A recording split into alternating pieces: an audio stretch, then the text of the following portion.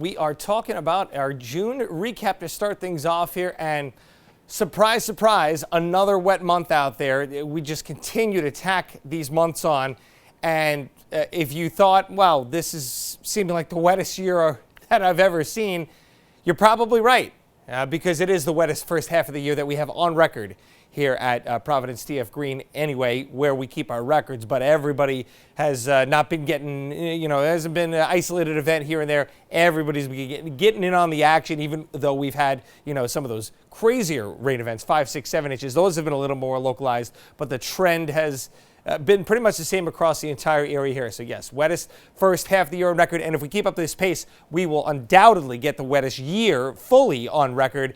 I think we would only need about a 5-inch surplus based on our averages from July through December.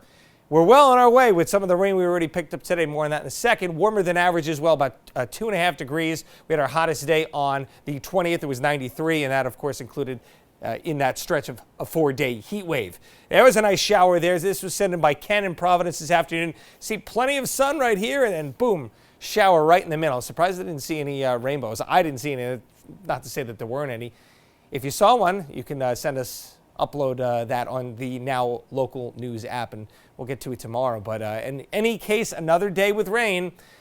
Picked up about 1/3 of an inch at the airport. Other areas may have picked up a little bit more than that. They were fairly brief in nature and very, very localized right through the center of our viewing area. 80 degrees this afternoon, 82 was the average, so a pretty seasonable day out there. We're in the 60s this evening. These temperatures as of this hour are seasonable. They're going to get a little bit cooler. We're going to wake up tomorrow in the 50s at a few spots. Speaking of which, we're starting to see some 50-degree dew points. That's what we like to see. Again, top 10 weather coming up tomorrow. And Wednesday's going to be no slouch either, but the humidity comes right back in 4th of July through the weekend, right into next week as of this point. So it is going to be a muggy stretch here across the area. So really take advantage of this beautiful weather the next couple of days. Not much to show you outside of the temperatures here on our Futurecast. Yeah, look at that. No clouds coming in tomorrow. Just a fantastic wall-to-wall sunny day. There's a few high clouds coming through tomorrow night into the start of Wednesday, but it's still a really, really nice day. We'll just see sun in Cirrus on Wednesday. Now, it does get a little bit more in the way of overcast skies on 4th of July itself, and you can see a couple of little sprinkles popping up in there as well. Going to keep the day mostly dry, though. We will just say times of more sun than clouds.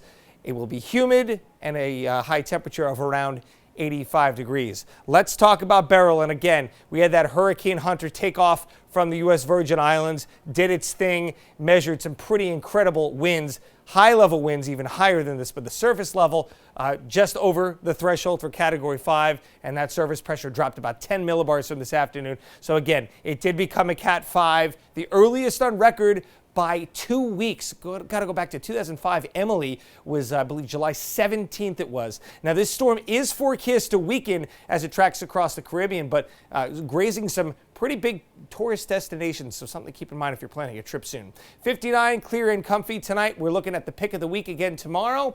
Dry weather expected right through the 4th of July, but very, very humid stuff, and we'll have to watch for maybe a shower or two along the way as we get towards the weekend.